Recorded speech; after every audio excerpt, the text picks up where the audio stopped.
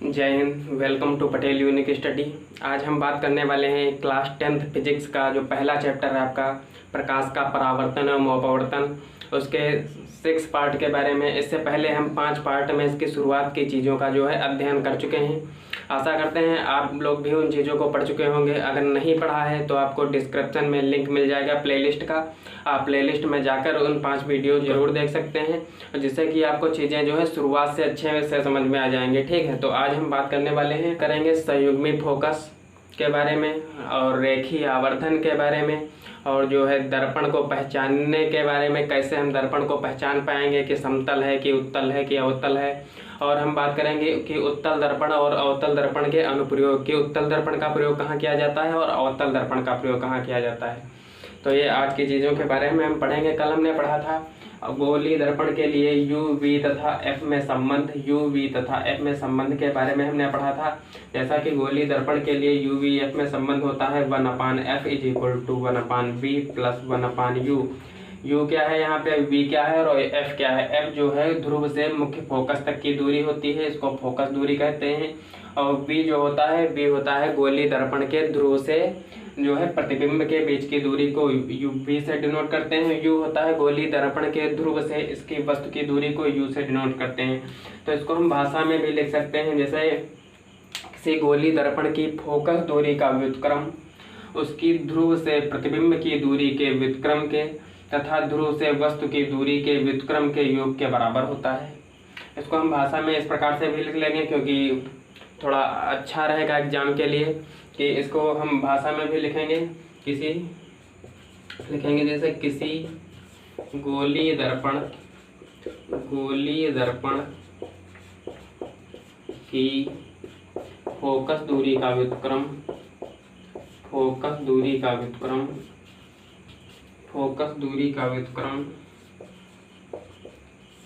क्रमशः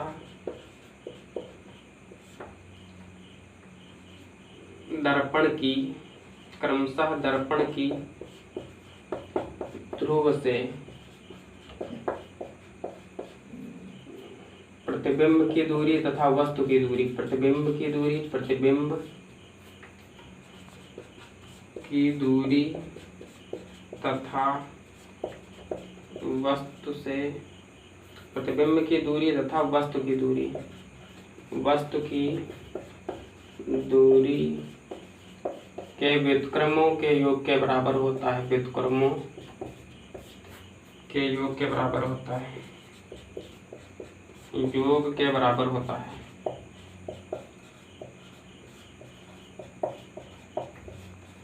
ये चीज हो गई। ये आप समीकरण लिख के आप इसको इस प्रकार से डिस्क्राइब कर सकते हैं। इससे आपको एग्जाम में अच्छे नंबर मिलने के चांसेस रहते हैं। आप चीज़ों को जब अच्छे से डिस्क्राइब करेंगे तो एग्जामिनर जो है आपको अच्छे नंबर देगा। इसी प्रकार से इसको हम लिख के छोड़ सकते हैं, लेकिन ये चीज़ अगर लिखेंगे तो अच्छा रहेगा। जैसे यही चीज़ है, इसको आप लोगों को इसमें कुछ याद नहीं करना है, ऐसे ही बस इसी से बनाना है। किसी गोलीय दर्पण की फोकस दूरी का व्युत्क्रम उसकी क्रमशः ध्रुव से वस्तु तथा प्रतिबिंब की दूरियों के व्युत्क्रमों के योग के बराबर होता है। इसको हम समझ लेंगे तो याद करने की कोई ज़रूरत नहीं है। ठीक है, तो ये चीज़ हो गई। किसी गोलीय दर्पण की फोकस दूरी का व्युत्क्रम क्रमशः दर्पण की ध्रुव से प्रतिबिंब की दूरी तथा वस्तु की दूरी के व्युत्क्रमों के योग के बराबर होता है। तो ये हो गया कल का गोलीय दर्पण के लिए यू वी एफ में संबंध। कल हमने इसका निगमन भी कर लिया था। और आज के टॉपिक पर आते हैं। तो आज का हमारा जो टॉपिक होगा, तो पहला होगा जो है संयुग्मी फोकस के बारे में हम पढ़ेंगे। संयुग्मी फोकस क्या होता है, पढ़ेंगे संयुग्मी फोकस।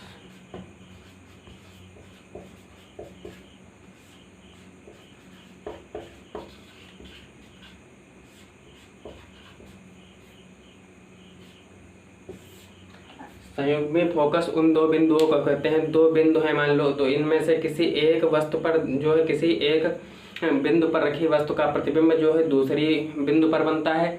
अगर दूसरे बिंदु पर वस्तु रख दी जाए तो उसी वस्तु का प्रतिबिंब जो है वहाँ पहले वस्तु रखी थी वहाँ पे बन जाएगा। तो इन्हीं दो बिंदुओं को संयुग्मी बिंदु कहते हैं। ठीक है, तो हम मान लो जैसे कोई एक अवतल दर्पण है, यहाँ से हम समझेंगे तब हमें अच्छे से समझ में आ जाएगा। कोई अवतल दर्पण है, ये इसकी जो है प्रिंसिपल एक्सिस हो गई, ये आपका हो गया ध्रुव, इसको पोल बोलते हैं। यहाँ पे आपका हो जाएगा मुख्य फोकस और ये हो जाएगी आपकी वक्रता त्रिज्या।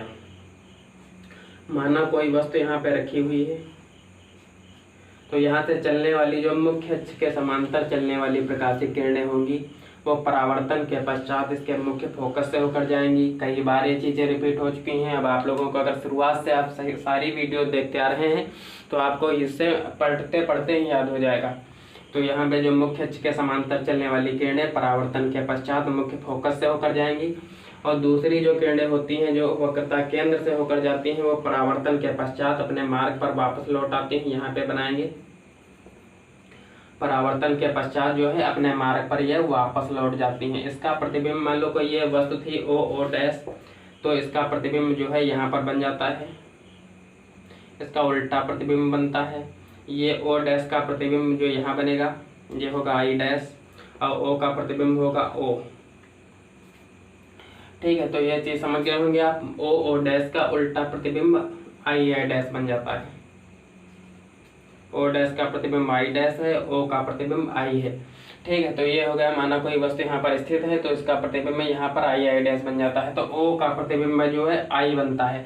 अब हम संयुग्मी फोकस को इसमें समझेंगे। यहाँ पे मान लो कोई वस्तु है ओ, तो इसका जो है प्रतिबिंब आई यहाँ पर बन जाता है। अगर मान लो हम इस वस्तु को उठाकर यहाँ पर रख देते हैं तो इस वस्तु का प्रतिबिंब यहाँ पर बन जाएगा, तो ये दो जो है आपस में संयुग्मी बिंदु हो जाएंगे। यही हो गई संयुग्मी बिंदु की बात। उन दो बिंदुओं को जिनमें से एक बिंदु पर रखी वस्तु का प्रतिबिंब दूसरे बिंदु पर बनता है तथा दूसरे बिंदु पर रखी वस्तु का प्रतिबिंब पहले बिंदु पर बनता है, इन दो बिंदुओं को संयुग्मी बिंदु कहते हैं, संयुग्मी बिंदु या संयुग्मी फोकस कहते हैं। तो ये हो गई संयुग्मी फोकस की बात। और अगली, तो हमने संयुग्मी बिंदु की बात की है। दो बिंदु है माना कि, तो पहले बिंदु पर जो वस्तु रखी है तो उसका प्रतिबिंब दूसरे बिंदु पर बनेगा, और अगर दूसरे बिंदु पर वस्तु रख दी जाए तो उसका प्रतिबिंब पहले बिंदु पर बनेगा। तो ये हो जाएंगे संयुग्मी बिंदु या संयुग्मी फोकस। ठीक है, लेकिन अब मान लो कोई उत्तल दर्पण होता है, तो उत्तल दर्पण में जब इस तरह से कोई वस्तु यहाँ पे रखी जाती है तो इसका प्रतिबिंब जो है ये ऐसे फोकस से होकर जाएंगी और ये जाती हुई प्रतीत होती हैं। ये मुख्य अक्ष के जो है वक्रता केंद्र की ओर जाती हैं। तो इस प्रकार से यहाँ इसका प्रतिबिंब बन जाता है। ठीक है, सीधा प्रतिबिंब बनता है। ठीक है, अब वही बात हम इसमें उत्तल दर्पण में दोहराएंगे कि जब है इधर यहाँ पे वस्तु रखी है तो उसका प्रतिबिंब यहाँ पर बनता है। ठीक, यहाँ पे इसका प्रतिबिंब बनता है। ठीक, अब जब हम वस्तु को यहाँ पे रख देंगे तो इसका प्रतिबिंब यहाँ से तो परावर्तन होगा नहीं। ठीक है, तो इसमें क्या है, एक अपवाद है इसका कि जो है अवतल दर्पण में ही संयुग्मी फोकस संभव है, उत्तल दर्पण में संयुग्मी फोकस संभव नहीं है, क्योंकि यहाँ से कोई परावर्तन ही नहीं होगा तो यहाँ से इसका प्रतिबिंब यहाँ पे कैसे बन पाएगा। ठीक है, इसको नोट पॉइंट करके हम लिखेंगे कि जो है संयुग्मी फोकस अवतल दर्पण में ही संभव है, उत्तल दर्पण में संयुग्मी फोकस नहीं होता है। और अगली बात होगी, और अगली बात हम करेंगे रेखीय आवर्धन के बारे में। रेखीय आवर्धन क्या होता है, लीनियर मैग्निफिकेशन के बारे में। रेखीय आवर्धन, रेखीय आवर्धन, रेखीय आवर्धन, इसको इंग्लिश में हम कहेंगे लीनियर मैग्निफिकेशन। रेखीय आवर्धन क्या होता है, तो इसकी परिभाषा होगी कि प्रतिबिंब की लंबाई और वस्तु की लंबाई के अनुपात को रेखीय आवर्धन कहते हैं, जबकि जो है दूरियां जो आपकी प्रिंसिपल एक्सिस होगी, मुख्य अक्ष होगी, उसके ठीक लंबवत ली जाएंगी। ठीक है, तो इसको हम समझेंगे। पहले तो इसकी हम परिभाषा लिख लेंगे कि प्रतिबिंब की लंबाई, प्रतिबिंब की लंबाई, प्रतिबिंब की लंबाई तथा वस्तु की लंबाई, वस्तु की लंबाई के अनुपात को रेखीय आवर्धन कहते हैं। रेखीय आवर्धन, लीनियर मैग्निफिकेशन कहते हैं, आवर्धन कहते हैं।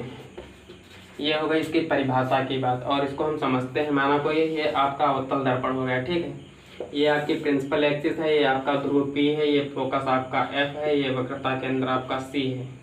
यहाँ पे कोई वस्तु रखी है, इसके मुख्य अक्ष के समांतर चलने वाली किरणें यहाँ पे परावर्तित होती हैं। अवतल दर्पण से परावर्तन के पश्चात मुख्य फोकस F से होकर जाती हैं और वक्रता के अंदर C से जाने वाली किरणें परावर्तन के पश्चात अपने मार्ग पर पुनः जो है वापस लौट आती हैं। तो ये तो हो गई प्रतिबिंब बनने की प्रक्रिया। यहाँ पे इसका प्रतिबिंब बन जाएगा, ये ओ डैश कोई वस्तु है तो ओ डैश का प्रतिबिंब आई डैश होगा और ओ का प्रतिबिंब यहाँ पे आई हो जाएगा, सॉरी ओ नहीं आई हो जाएगा। ठीक है, यहाँ पे जो ओ डैश वस्तु रखी है उसका प्रतिबिंब उल्टा प्रतिबिंब आई आई डैश बन जाता है। तो इसको हम लिखने के लिए इसमें हम जो है चिन्ह परिपाटी का विशेष ध्यान देंगे कि जो है यहाँ पे आपकी प्रिंसिपल एक्सिस है, प्रिंसिपल एक्सिस के ऊपर की सारी दूरियां धनात्मक ली जाती हैं, प्रिंसिपल एक्सिस के नीचे की सारी दूरियां ऋणात्मक ली जाती हैं। यहाँ पे ध्रुव है, यहाँ से वस्तुओं को हम नापेंगे, यहाँ से आप एक लाइन ड्रॉ करेंगे वाई एक्सिस, जो वाई एक्सिस के जो है इधर की जो है आपके दाईं ओर की दूरियां हैं वो सारी धनात्मक ली जाएंगी और बाईं ओर की सारी दूरियां ऋणात्मक ली जाएंगी। ये हो गई आपकी चिन्ह परिपाटी की बात। तो इसमें हम लिखेंगे ओ डैश यानी कि सॉरी पहले लिखेंगे हम आई I dash, I I dash यानी कि प्रतिबिंब की लंबाई बटे ओ डैश यानी कि वस्तु की लंबाई ओ डैश। तो ओ डैश जो है प्रिंसिपल एक्सिस के ऊपर है यानी कि धनात्मक है, लेकिन आई आई डैश जो है प्रिंसिपल एक्सिस के नीचे है यानी कि ये ऋणात्मक है। इसको आई डैश लिखेंगे, आई आई डैश ऋणात्मक है तो इसके सामने हम माइनस का चिन्ह लगाएंगे। इज इक्वल टू जो है वस्तु की दूरी इसके ध्रुव से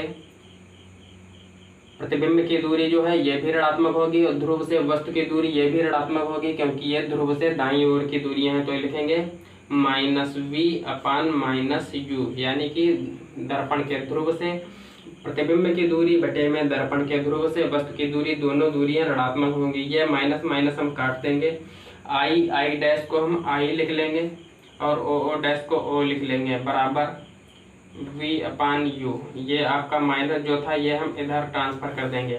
तो ये हो गई आपके रेखीय आवर्धन की बात। I upon O is equal to minus v upon u, चिन्ह का विशेष ध्यान देंगे। ठीक है, तो ये हो गई आपके आवर्धन की बात। तो आवर्धन को हम ऐसे भी, रेखीय आवर्धन को हम ऐसे भी समझें कि जो है जब किसी वस्तु का जो है प्रतिबिंब उल्टा बनता है, जब किसी वस्तु का प्रतिबिंब जो है उल्टा बनेगा तो रेखीय आवर्धन उसका ऋणात्मक होगा क्योंकि जो है प्रिंसिपल एक्सिस के नीचे उसका प्रतिबिंब बन जाएगा और नीचे की दूरियां जो है ऋणात्मक ली जाएंगी। तो जब उल्टा प्रतिबिंब बनेगा तो उसका रेखीय आवर्धन जो है ऋणात्मक होगा और जब प्रतिबिंब सीधा उसका बनेगा तो उसका रेखीय आवर्धन धनात्मक होता है। ये नोट करने की चीज़ है, जो उल्टा प्रतिबिंब बनने के लिए रेखीय आवर्धन ऋणात्मक होगा और जब प्रतिबिंब सीधा बनेगा तो रेखीय आवर्धन धनात्मक होगा। तो ये आपकी हो गई रेखीय आवर्धन की बात। अब हम बात करेंगे दर्पण को पहचानना। दर्पण को पहचानने के तरीके, दर्पण को पहचानना, दर्पण को हम कैसे पहचानेंगे, दर्पण को पहचानना, दर्पण को कैसे पहचानेंगे। तो पहला आपका जो तरीका होगा कि जो है हम उसको स्पर्श करके या फिर उस पर स्केल रख के या किसी भी समतल मेज पर रख के उसकी हम पहचान कर लेते हैं। तो समतल दर्पण क्या होता है, तो उसकी वक्रता त्रिज्या तो कुछ होती नहीं, वो बिल्कुल सीधा होता है। तो समतल दर्पण को कैसे पहचानेंगे कि मान लो कोई समतल दर्पण है, उसके ऊपर जब हम एक फ्लैट समतल स्केल रखेंगे तो जो है समतल दर्पण पर पूरी दूरी पर स्पर्श करेगा तो उसको हम जान जाएंगे कि वो समतल दर्पण है। और जब उत्तल या अवतल दर्पण की बात होगी तो उत्तल दर्पण को हम कैसे पहचानेंगे कि या उत्तल है उत्तल है। कोई भी उत्तल दर्पण होगा मान लो तो जो है वो इस प्रकार से होगा। इस पर जब हम कोई स्केल पटरी या भी कोई भी समतल चीज रखेंगे, ठीक है, तो वहाँ पर जो है किनारों पर नहीं स्पर्श करेगा और बीच में वो स्पर्श करेगा तो ये उत्तल दर्पण हो जाएगा आपका। ठीक है, और अवतल दर्पण की बात करेंगे। अवतल दर्पण कुछ इस तरह से होगा। अवतल दर्पण जो है किनारों पे तो स्पर्श करेगा लेकिन बीच में कुछ स्थान गैप रहेगा और वहाँ पे बीच में स्पर्श नहीं करेगा तो ये हो जाएगा आपका अवतल दर्पण। ये अवतल दर्पण की पहचान हम तभी कर पाएंगे जब वो जो है छोटी वक्रता त्रिज्या वाले दर्पण होंगे। जिनकी वक्रता त्रिज्या छोटी होगी उनको तो हम ऐसे पहचान सकते हैं कि अवतल है, अवतल है या फिर समतल है। लेकिन जो है बड़ी, जब उनकी वक्रता त्रिज्या बड़ी होती है तब उनको हम कैसे पहचानेंगे, तब उनको हम पहचानते हैं प्रतिबिंब को देखकर। तो प्रतिबिंब को देखकर हम कैसे पहचानेंगे, तो जो है हम जब मान लो हमें अवतल दर्पण की समतल दर्पण की पहचान तो ऐसे हो जाएगी कि उसके सामने जब हम कोई वस्तु रखेंगे, जब समतल दर्पण के सामने कोई वस्तु रखेंगे तो उसका प्रतिबिंब जो है समान आकार का बनता है, तो उससे हम पहचान लेंगे कि समतल दर्पण है। और बात होगी अवतल दर्पण की, तो जब हम उसके अवतल दर्पण जो होता है तो उसके समीप जो जब हम कोई वस्तु रखेंगे तो उसका प्रतिबिंब जो है, जब हम इसके समीप वस्तु रखेंगे तो उसका आभासी तथा वस्तु से बड़ा प्रतिबिंब बनता है। ठीक है, तो इसको हम जब समीप रखने पर उसका प्रतिबिंब जो है आभासी और बड़ा अगर बनता है और वस्तु से बड़ा बनता है, ठीक है, तो हम उसको पहचान जाएंगे कि वो अवतल दर्पण है। या फिर दूर जब उसकी दूरियों को रखेंगे, जब समीप रखेंगे तो उसका प्रतिबिंब सीधा होगा, आभासी होगा, बड़ा होगा, लेकिन जब अवतल दर्पण के दूर किसी वस्तु को रखेंगे तो उसका प्रतिबिंब उल्टा होगा, वास्तविक होगा, वस्तु से छोटा या बड़ा हो सकता है। ठीक है, तो अवतल दर्पण को पहचानने का तरीका है, जब समीप वस्तु रखेंगे उसके तो उसका प्रतिबिंब जो है बड़ा बनेगा वस्तु से। ठीक है, और जब इसके नजदीक रखेंगे, जब समीप रखेंगे तो बड़ा बनेगा और सीधा बनेगा। लेकिन जब हम अवतल दर्पण से किसी वस्तु को दूर रखते हैं, थोड़ी दूरी पर रखेंगे तो उसका प्रतिबिंब जो है उल्टा बनेगा और वस्तु से छोटा या बड़ा हो सकता है। तो अवतल दर्पण के पहचानने के ये दो तरीके हो गए। लेकिन हम उत्तल दर्पण को पहचानने का एक तरीका है कि जब हम उसकी जो आपका यह हो गया उत्तल दर्पण, उत्तल दर्पण के सामने हम किसी भी बिंदु पर अगर किसी वस्तु को रख देंगे तो उसका प्रतिबिंब जो है हमेशा वस्तु से छोटा बनेगा और आभासी बनेगा और सीधा बनेगा। इससे हम पहचान जाएंगे कि जो है दर्पण उत्तल है या अवतल है। हम किसी वस्तु को अगर दर्पण के समीप रखेंगे तो उसका प्रतिबिंब अगर सीधा तथा वस्तु से बड़ा बनता है तो अवतल हो जाएगा, और उसके जब समीप रखेंगे, उत्तल दर्पण में तो किसी भी स्थान पर हम रख सकते हैं कि यहाँ पे अगर कोई वस्तु रखेंगे तो उसका प्रतिबिंब जो है सीधा तथा वस्तु से छोटा अगर बनता है तो उत्तल दर्पण है, और समीप रखने पर सीधा तथा वस्तु से अगर बड़ा बनता है तो वह अवतल दर्पण है। तो ये हो गई दर्पण के पहचानने का तरीका। और अगले पॉइंट पर हम बात करेंगे कि दर्पण के जो है उपयोग क्या होते हैं, कहाँ कहाँ दर्पण का उपयोग किया जाता है, कहाँ उत्तल दर्पण का प्रयोग होता है, कहाँ अवतल दर्पण का प्रयोग होता है और कहाँ जो है समतल दर्पण का प्रयोग होता है। ठीक है, आते हैं अपने अगले पॉइंट पे।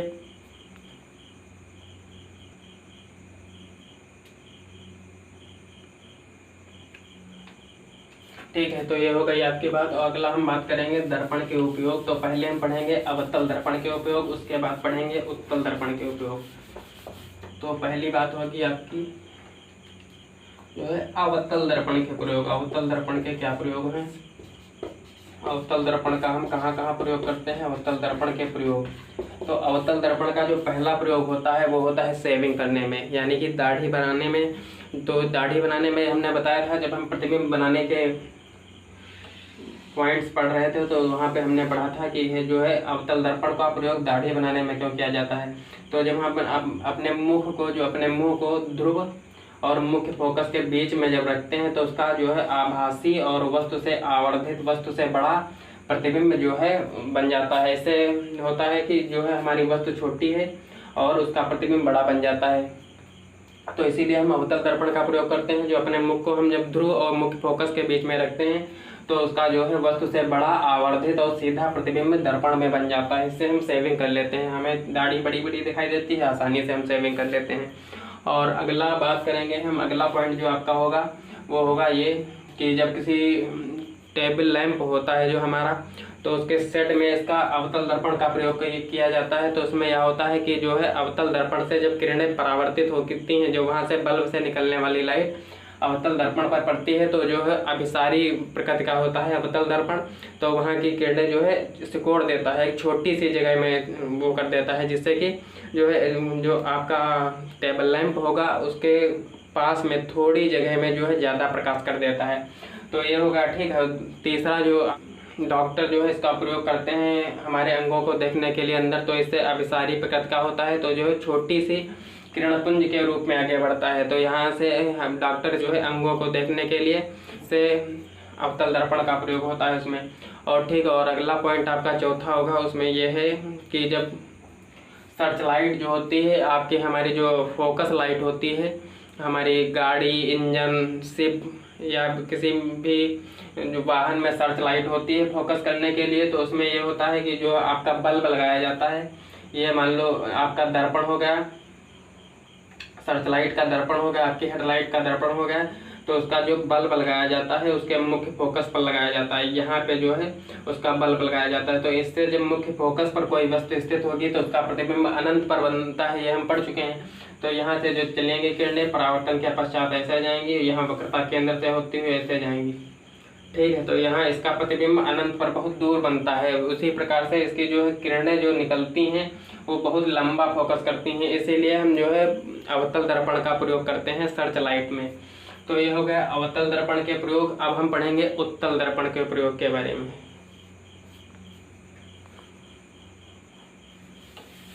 ये हो गया अवतल दर्पण के प्रयोग के बारे में हमने पढ़ लिया। अब हम पढ़ेंगे उत्तल दर्पण के प्रयोग। उत्तल दर्पण के प्रयोग। उत्तल दर्पण का क्या प्रयोग होता है? जो है मोटर कार जो हमारी गाड़ियां होती हैं उनमें हम पीछे के वाहनों को देखने के लिए जो दर्पण प्रयोग करते हैं वो आपका उत्तल दर्पण होता है। उत्तल दर्पण में क्या होता है, हमें जो है वस्तुओं का प्रतिबिंब छोटा दिखाई देता है और सीधा दिखाई देता है। हम उत्तल दर्पण द्वारा प्रतिबिंब बनाने की जो है पॉइंट्स में हम पढ़ चुके हैं कि जो है यहाँ पे ये हम यहाँ पे बनाएंगे उत्तल दर्पण। तो यहाँ पे हम कोई भी वस्तु रखेंगे तो उसका प्रतिबिंब इधर छोटा बनेगा।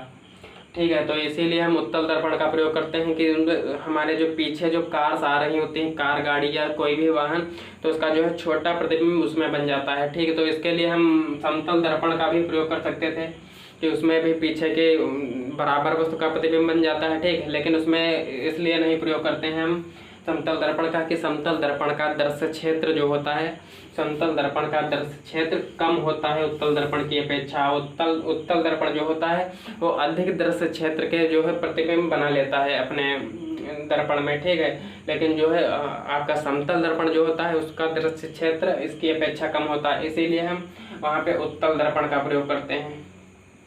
ये हो गया उत्तल दर्पण का। अगला प्रयोग ये होता है कि जो हमारे बिजली के खंभों पे या बाजारों में जो मरकरी लगी होती हैं, जो लाइट लगी होती हैं, उसका जो है प्रकाश फैलाने के लिए जो है अपसारी प्रकृति का होता है। उत्तल दर्पण अपसारी प्रकृति का होता है, तो जो प्रकाश को फैलाने के लिए उसमें जो दर्पण का प्रयोग किया जाता है वो आपका दर्पण होगा उत्तल दर्पण। तो ये हो गए उत्तल दर्पण के दो प्रयोग और अवतल दर्पण के प्रयोग हो गए।